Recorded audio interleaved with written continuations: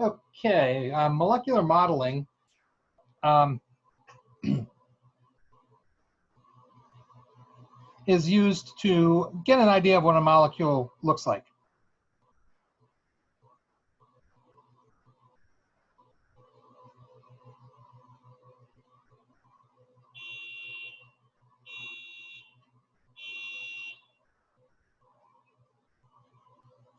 Okay, so what a molecule really looks like is the main purpose of molecular modeling. There are several types of molecular models. There's ball and stick versus space filling. And they show you some examples of how to build models or different ways to represent structures for compounds. Like, for instance, methane has a formula of CH4. You can write a structural formula like this because it represents the fact that carbon is in the middle and it is single bonded to each of the 4 hydrogens. But that's not actually a very accurate depiction of what methane really looks like. It makes it look like it's flat and kind of cross-shaped, but it really isn't, because molecules in real life are 3-dimensional, and they take up space, 3-dimensionally, length, width, and height, whereas drawing them on the paper is usually a 2-dimensional affair. So that's where molecular models come in. The ball and stick type model for something like methane ends up looking like this. You can kind of see what that looks like. It's known as a tetrahedron because if you lay it down on a piece of paper, you kind of get like a 3-sided pyramid with something sticking out the top. If you connect the points into like a solid figure, you end up with 4 sides. So that's how it ends up being called a tetrahedron. You can form a tetrahedron yourself quite easily by taking your 2 hands and putting them together like this, sort of, notch to notch. And in this case, where your hands come together, that would be the central atom. In the case of CH4, that would be where the carbon is, right there. And then your fingernails on your 4 fingers and thumbs on both hands would be the outer atoms. This isn't really quite an accurate representation of a tetrahedron because to be accurate, your forefinger and your thumb would have to be the same length. And for most of us, that's probably not the case, hopefully. But anyway, that gives you an idea of what a tetrahedron looks like. Okay, or you can also think of it as putting your fingers down on the desk like that, and then the other atom would be coming up from the top like this, with your knuckle being the carbon. So that's kind of another way of looking at it. You can actually draw a tetrahedron on paper reasonably well by going like this.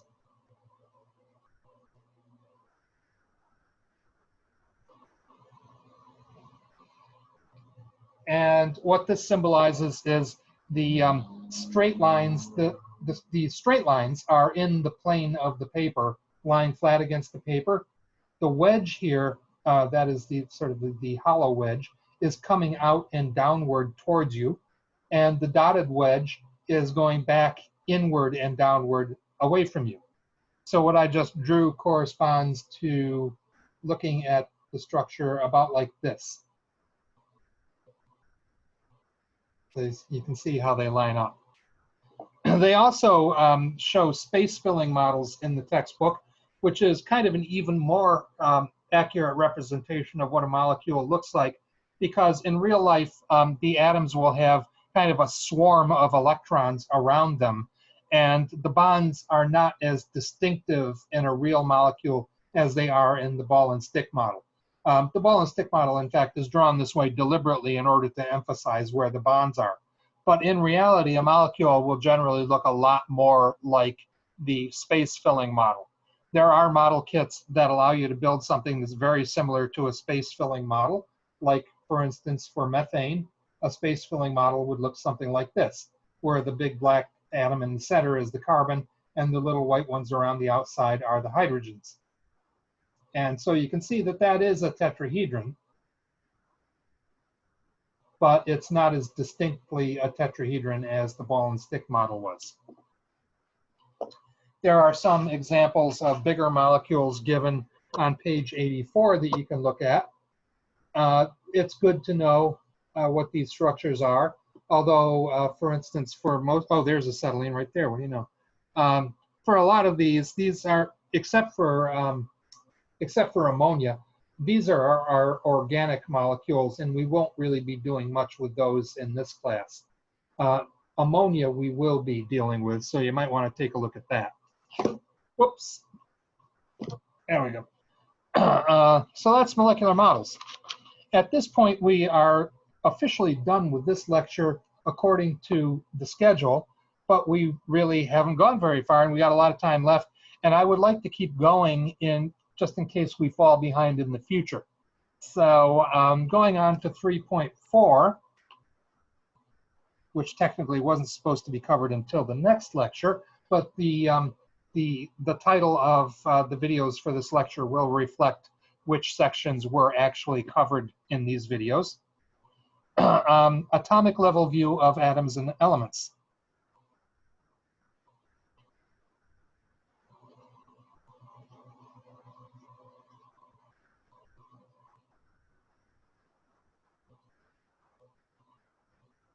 So the atomic level view is, first of all, a summary of the divisions between substances and elements and compounds and that kind of thing. So let's look at that.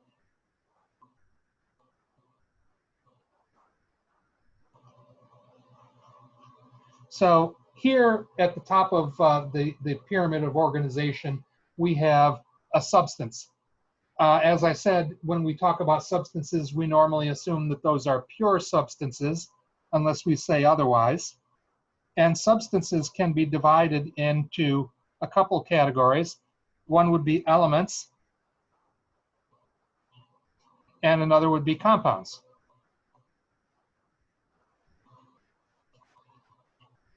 As for how these elements and compounds are arranged, well, for elements, you have some elements that are present as atoms. Those are called atomic elements, and for example, carbon. Whereas on the other hand, you have some elements that are molecular. And those would, for example, include oxygen and all the other diatomic elements. Under compounds, we have some compounds that are molecular,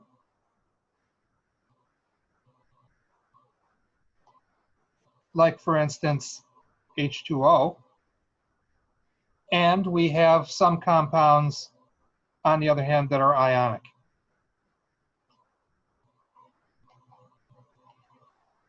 So that's kind of an overview of elements and compounds. We can go down a little further and we see that molecular elements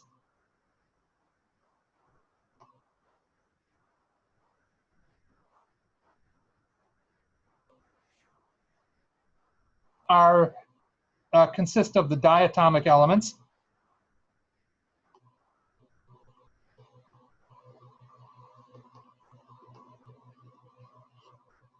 Diatomic elements are elements like oxygen that always come in pairs.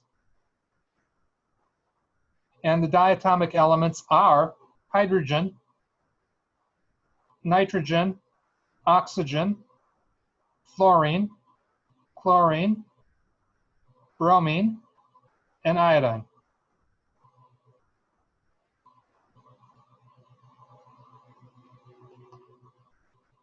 Sorry, not multi.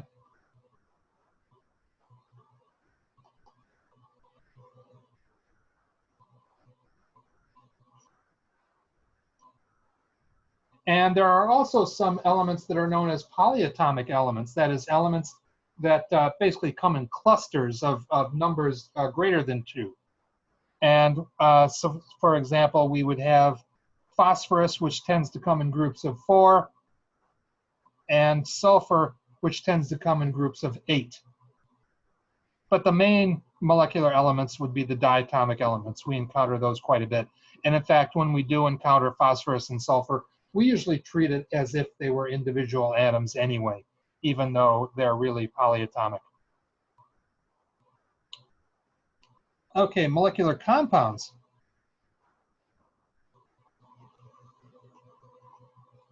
On the other hand, well, we've already mentioned those. That would be two or more nonmetals covalently bonded together.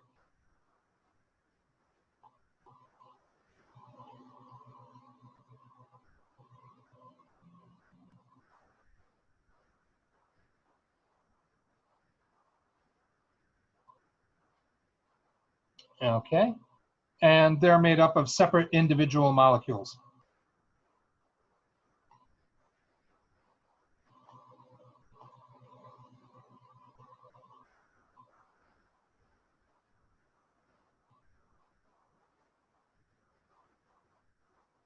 Okay, separate individual molecules.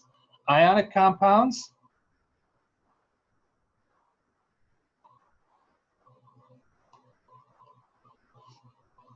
Some of this we've seen before. Ionic compounds are generally metal cations and nonmetal anions.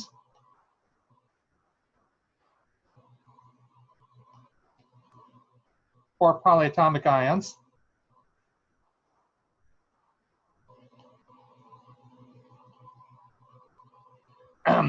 Polyatomic ions are something that we haven't talked about before, but polyatomic ion is basically like a molecule with a charge on it, and we'll get to those in more detail later.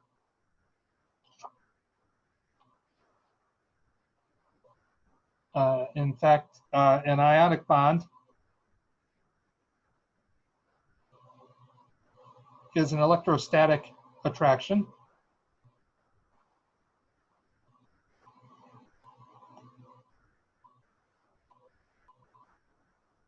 between a positive and negative ion.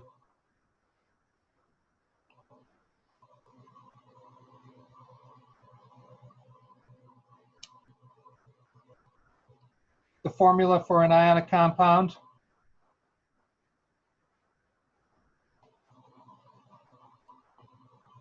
always is the empirical formula.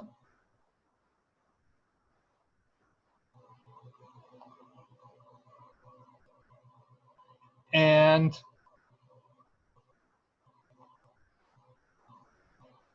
we really should refer to the formula for an ionic compound as a formula unit, not a molecule. Although sometimes I'll slip and refer to molecules when I'm talking about something like sodium chloride. But it's good to keep in mind that that technically isn't correct. The polyatomic ions that I mentioned a moment ago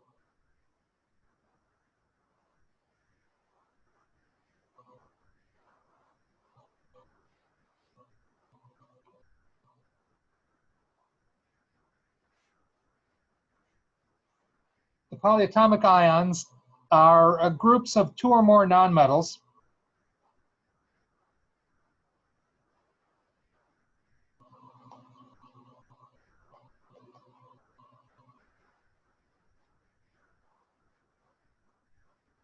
covalently bonded to each other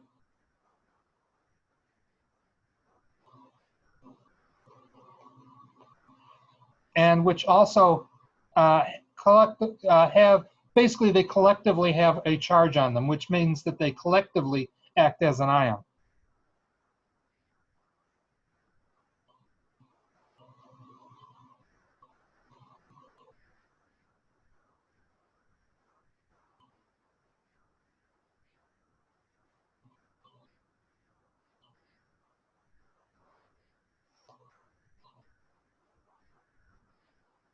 And that's because they have an overall charge. In other words, the overall number of protons does not equal the overall number of electrons within the structure of that polyatomic ion. When I say an overall charge, it's important to remember that the charge belongs to the polyatomic ion as a whole, not to any one atom within the polyatomic ion. But because of the way we write formulas, basically you have to write the atoms within the polyatomic ion in some order, and then we usually convey the charge by writing the charge at the end of the formula. So it sometimes looks like it's the last, basically the last element in the formula that bears the charge. That's actually not the case. The charge is spread over the entire polyatomic ion. Okay.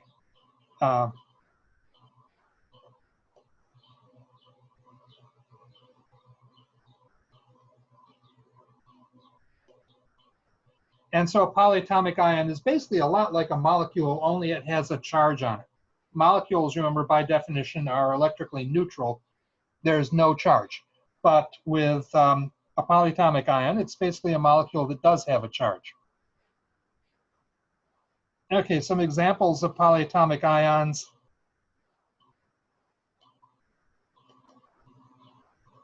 would be the ammonium ion, which is nitrogen, 4 hydrogens, and a positive charge.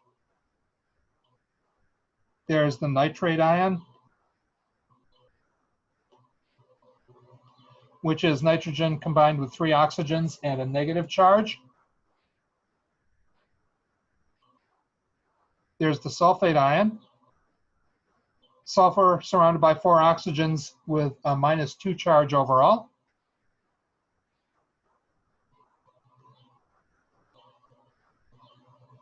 The phosphate ion has phosphorus surrounded by 4 oxygens and a -3 charge overall. Okay, so for ionic compounds, to look at their formulas and their names,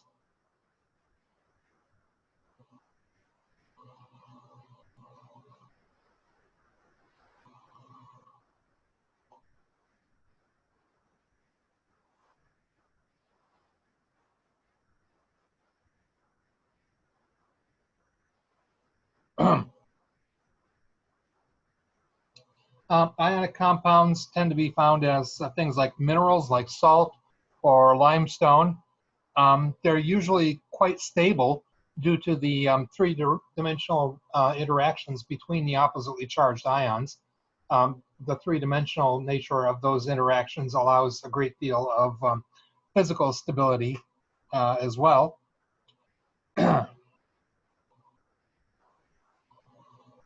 So writing the formulas for an ionic compound, you can deduce the formula from the elements involved, actually.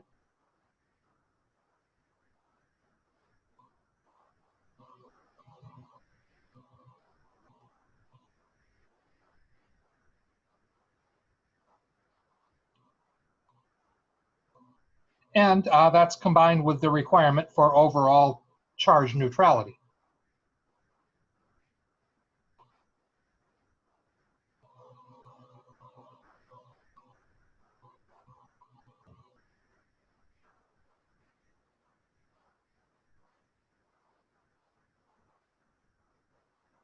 Okay, so overall they have to be electrically neutral. And one reason that you can deduce formula from the elements involved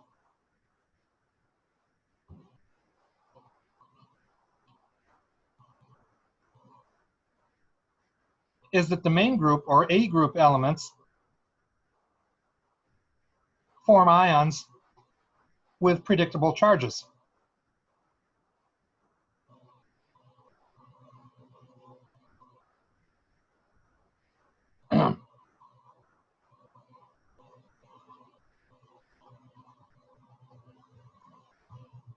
The A group metals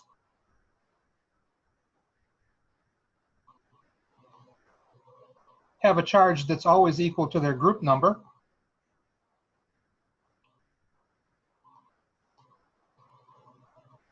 And the nonmetals, to say A group nonmetals is a little redundant since all of the nonmetals are in the A groups. But anyway, the nonmetals have charges that are group number -8.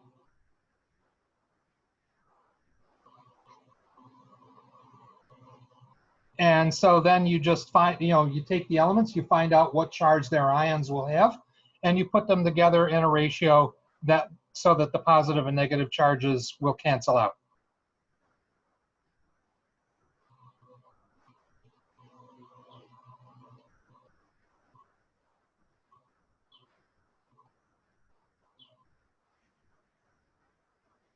So remembering that the positive and negative ions have to, or positive and negative charges have to cancel out overall.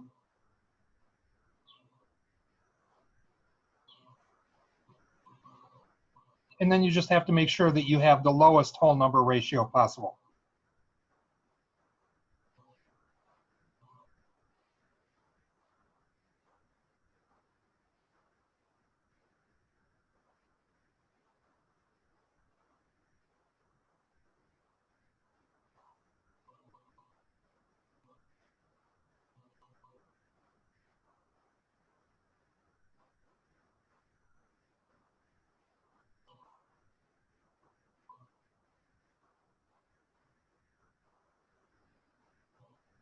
So let's look at, find the formula for an ionic compound containing calcium and nitrogen.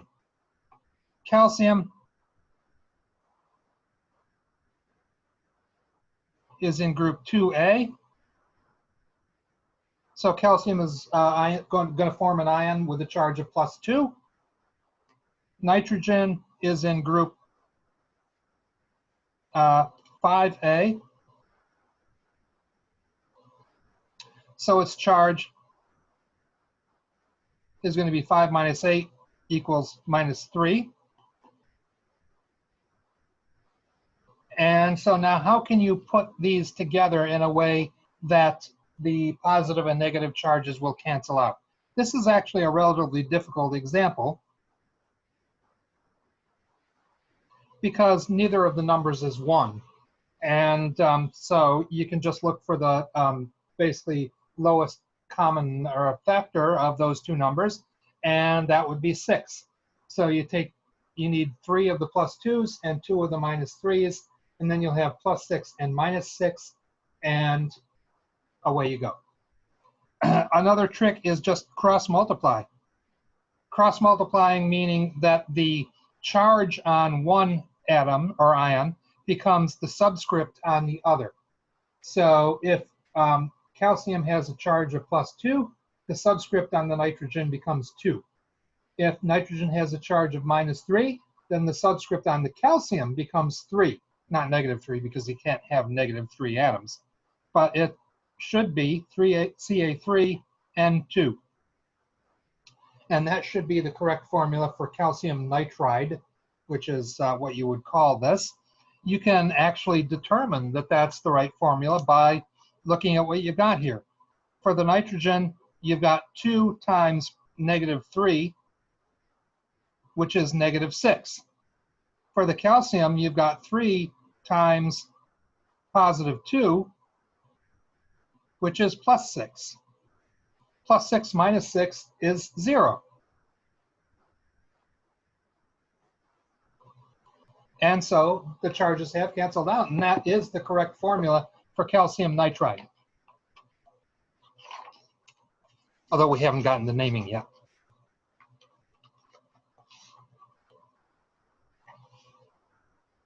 Another example might be sodium and oxygen. Sodium and oxygen. Sodium is in group 1.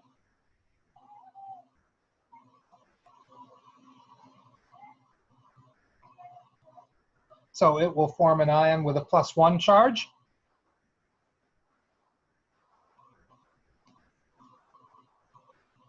And oxygen is in group 6A.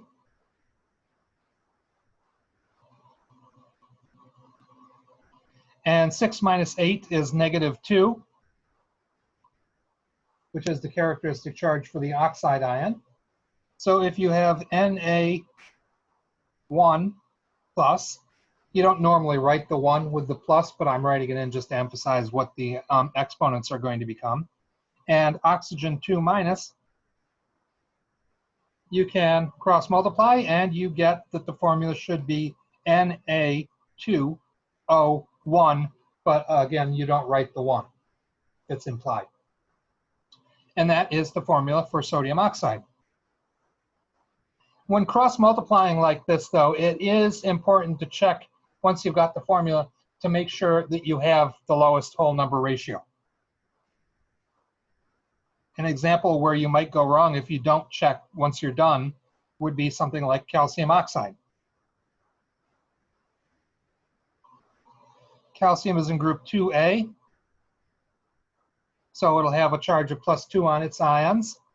Oxygen, as we just saw, has a charge of 2-. And if you don't recognize up front that, well, +2 -2, that's a 1-to-1 ratio, right?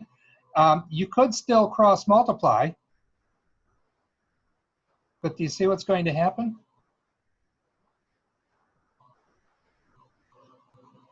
You would end up with a formula of Ca2O2. And that is not the lowest whole number ratio of one element to the other. Both of those numbers are divisible by 2. So we reduce that ratio to CaO. And it is indeed a 1-to-1 ratio. So as long as you can go with the cross-multiplying method, as long as you check to make sure that it's the lowest whole number ratio at the end.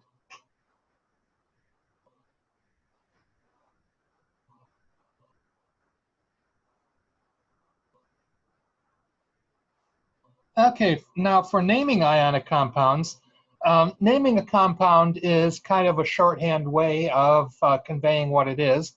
It allows us to put the identity of the compound into normal conversations in a way that the chemical formula really doesn't. But we need a systematic way of going about naming chemical compounds simply because there are so many of them. There are literally tens of millions of chemical compounds that have been, identified, and their structures have been determined, and they've been given names. And there are many more out there that haven't been discovered in nature or synthesized in the laboratory yet. And so there are many more to go. So that's why we really need a systematic way of naming these things.